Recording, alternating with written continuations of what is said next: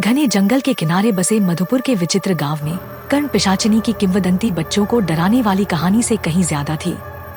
यह एक सर्वव्यापी भय था जो ग्रामीणों के जीवन में छाया हुआ था, एक ऐसी चीज जिसके बारे में अलाव के आसपास और शाम के समय धीमी आवाज में बात की जाती थी। यह सच्ची कहानी है कि कैसे इस दुष्ट आत्मा ने ग्रामीणों और विशेष रूप से एक परिवार के जीवन में कहर बरपाया। क्या आप जानते हैं कि अल्फा टब नामक एक मंच और एक उत्पाद है जो आपके बच्चे को कम उम्र में ज्ञान और शब्दावली के बारे में बहुत कुछ सीखने में मदद करता है। अंत में एक आश्चर्य के लिए बने रहें। अध्याय 1, आगमन। यह एक सुहावनी शाम थी जब शर्मा परिवार, जिसमें अनिल, उनकी पत्नी मीरा और उनके 2 बच्चे अनन्या और रोहित शामिल थे, मधुपुर में पैतृक घर में चले गए। घर एक विशाल संरचना जिसका इतिहास गांव जितना ही पुराना है, जंगल के किनारे पर स्थित था। अनिल को यह घर अपने दिवंगत चाचा से विरासत में मिला था, जो एकांत प्रिय व्यक्ति थे और जिन्होंने अपने अंतिम वर्ष एकांत में बिताए थे।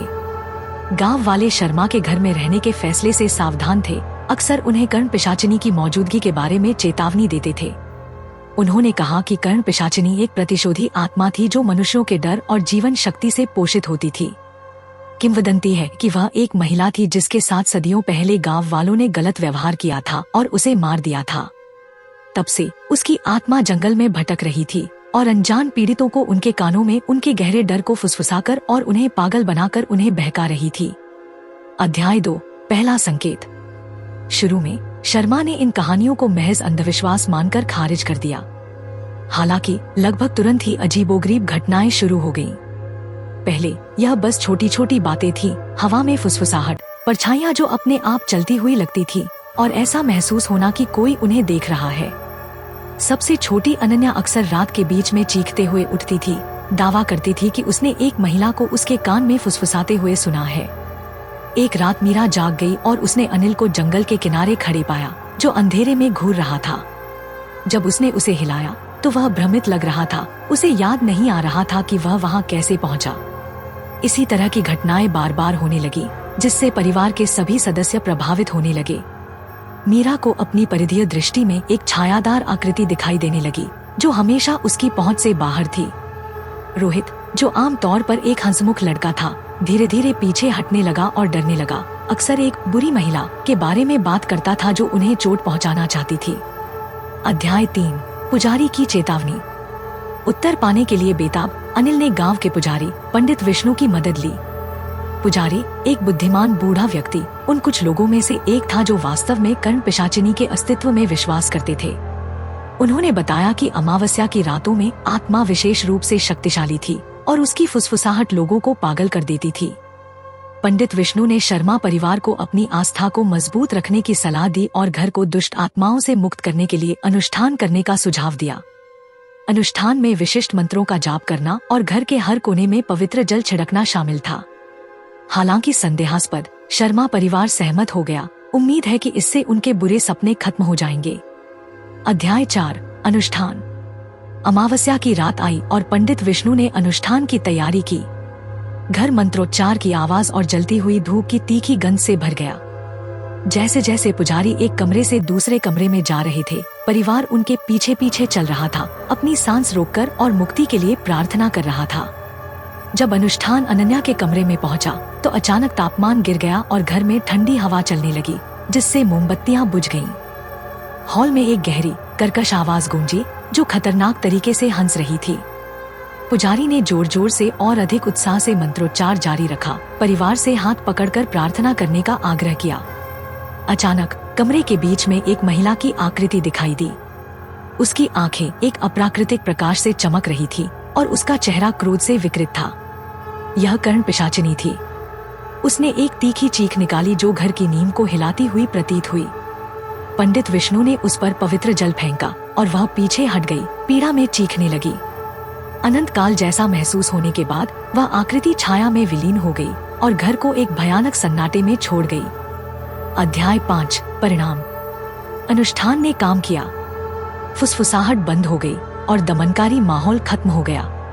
परिवार धीरे धीरे अपने सामान्य जीवन में लौटने लगा, लेकिन अनुभव ने एक स्थायी निशान छोड़ दिया। अनिल ने परिवार को मधुपुर की प्रेतवाधित यादों से दूर शहर में ले जाने का फैसला किया।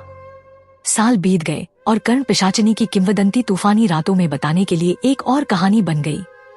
घर अब परित्यक्त उन भयावहताओं की मूक याद के रूप में खड़ा था जो कभी शर्मा परिवार को परेशान करती थी। हालांकि जो लोग रात में जंगल के बहुत करीब चले जाते थे वे अब भी पेड़ों के बीच से गूंजती कर्ण पिशाचिनी की फुसफुसाहट सुन सकते थे जो अपने अगले शिकार की प्रतीक्षा कर रही थी। अध्याय 6, एक नई शुरुआत। इस आघात के बावजूद शर्मा परिवार को अपने नए घर में शांति का आभास हुआ। उन्होंने अपने कष्टों से निपटने के लिए थेरेपी की तलाश की और धीरे धीरे लेकिन निश्चित रूप से मधुपुर की यादें फीकी पड़ गईं। हालांकि उन्होंने कभी भी अलौकिक में अपने विश्वास को पूरी तरह से नहीं छोड़ा। अनिल ने एक प्रकाशन गृह में नौकरी की जहां उन्होंने अपने अनुभवों के बारे में लिखना शुरू किया। उनकी पुस्तक व्हिस्पर्स इन द डार्क एक बेस्टसेलर बन गई जिसने कई लोगों की कल्पनाओं को आकर्षित किया और अलौकिक के बारे में जागरूकता फैलाई। दूसरी ओर मीरा मानसिक स्वास्थ्य की पैरोकार बन गईं, जिन्होंने अज्ञात के साथ दर्दनाक मुठभेड़ों का अनुभव किया था। अध्याय 7, वापसी। स्पष्ट शांति के बावजूद अनिल कभी भी पूरी तरह से देखे जाने की भावना से बाहर नहीं निकल पाया। देर रात वह कभी कभी ठंडे पसीने में जाग जाता था। उन फुसफुसाहटों की गूंज अभी भी उसके दिमाग में ताजा थी। ऐसी ही एक रात उसे पंडित विष्णु का फोन आया। पुजारी की आवाज बहुत जरूरी थी, एक ऐसी चिंता से भरी हुई जो अनिल ने पहले कभी नहीं सुनी थी। अनिल, तुम्हें मधुपुर लौट जाना चाहिए। आत्मा और मजबूत हो गई है। गांव वाले खतरे में हैं। अनिल का दिल बैठ गया। गांव लौटने के विचार से ही वह डर गया, लेकिन उसे पता था कि उसके पास कोई विकल्प नहीं है। हिम्मत जुटाकर उसने अपने परिवार को सूचित किया और उस जगह की यात्रा के लिए तैयार हो गया जहां वह फिर कभी नहीं जाना चाहता था। अध्याय 8, टकराव। जब अनिल पहुंचा तो गांव में अजीब तरह से सन्नाटा था। एक समय में जीवंत समुदाय डर के साए में डूबा हुआ लग रहा था। पंडित विष्णु ने गंभीर भाव से उसका स्वागत किया और उसे गांव के केंद्र में ले गए जहां एक अस्थायी मंदिर बनाया गया था। आत्मा गांव वालों को परेशान कर रही है, पुजारी ने समझाया। हमें एक और शक्तिशाली अनुष्ठान करने की जरूरत है और हमें आपकी मदद चाहिए। जैसे जैसे अमावस्या की रात नजदीक आती गई, गांव वाले मंदिर के चारों ओर इकट्ठा हो गए, मोमबत्तियां लेकर प्रार्थना करने लगे। पुजारी के बगल में खड़े अनिल को लगा कि उसकी रीढ़ में ठंडक दौड़ गई है। हवा में आशंका और भय की भावना भर गई। जैसे ही अनुष्ठान शुरू हुआ, तापमान गिर गया और जानी पहचानी फुसफुसाहटें शुरू हो गईं। गांव वाले एक दूसरे के करीब आ गए, उनके चेहरे डर से पीले पड़ गए। अचानक कर्ण पिशाचिनी की आकृति दिखाई दी, जो पहले से कहीं ज्यादा भयानक थी। उसकी आंखें क्रोध से जल रही थी और उसकी आवाज रात भर गूंजती रही, प्रतिशोध के वादों से भरी हुई। पंडित विष्णु ने जोर से मंत्रोच्चार किया। उनकी आवाज कांप रही थी लेकिन दृढ़ थी। अनिल भी शामिल हो गया। उसका दिल उसकी छाती में धड़क रहा था। आत्मा चीखी और उन पर झपटी, लेकिन उनकी प्रार्थनाओं और पवित्र जल की संयुक्त शक्ति ने उसे रोक लिया। अध्याय 9, अंतिम युद्ध। गांव वालों और कर्ण पिशाचिनी के बीच संघर्ष अपने चरम पर पहुंच गया। जमीन कांप उठी और हवा में ऊर्जा की चिंगारी फूट पड़ी। अनिल ने ताकत और स्पष्टता का उछाल महसूस किया, यह महसूस करते हुए कि उनकी सामूहिक इच्छा शक्ति ही आत्मा को हराने की कुंजी थी। नए दृढ़ संकल्प के साथ अनिल ने ग्रामीणों को एक शक्तिशाली मंत्रोच्चार में आगे बढ़ाया। उनकी आवाजें एक साथ उठ रही थी। आत्मा तड़प रही थी और चीख रही थी। उसका रूप टिमटिमा रहा था और कमजोर पड़ रहा था। अंतिम विद्रोह में कर्ण पिशाचिनी ने खून जमा देने वाली चीख निकाली और फिर हवा में घुल गया, जिससे शांति और राहत की भावना पीछे छूट गई। अध्याय 10, उपचार और समापन। मधुपुर गांव धीरे धीरे इस पीड़ा से उबरने लगा। दमनकारी माहौल खत्म हो गया और ग्रामीण अपनी रोजमर्रा की जिंदगी में लौट आए। उन्हें अपनी नई शांति के लिए आभार महसूस हुआ। अनिल और उनका परिवार हालांकि अपने अनुभवों से बहुत प्रभावित था, लेकिन उन्हें यह जानकर संतुष्टि मिली कि उन्होंने दुष्ट आत्मा को भगाने में मदद की है।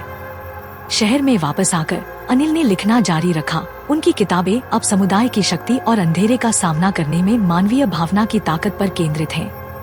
मीरा ने मानसिक स्वास्थ्य वकालत में अपने काम का विस्तार किया, दूसरों को ताकत और उपचार पाने में मदद की।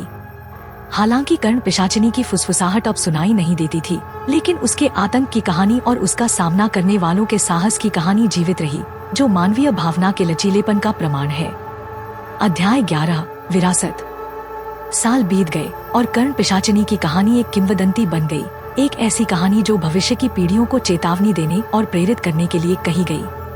शर्मा के अनुभवों को किताबों और फिल्मों में प्रलेखित किया गया, जिससे अलौकिक और मानसिक लचीलेपन के महत्व के बारे में जागरूकता फैली। अनन्या और रोहित, जो अब बड़े हो गए हैं, ने अपने माता पिता की विरासत को आगे बढ़ाया।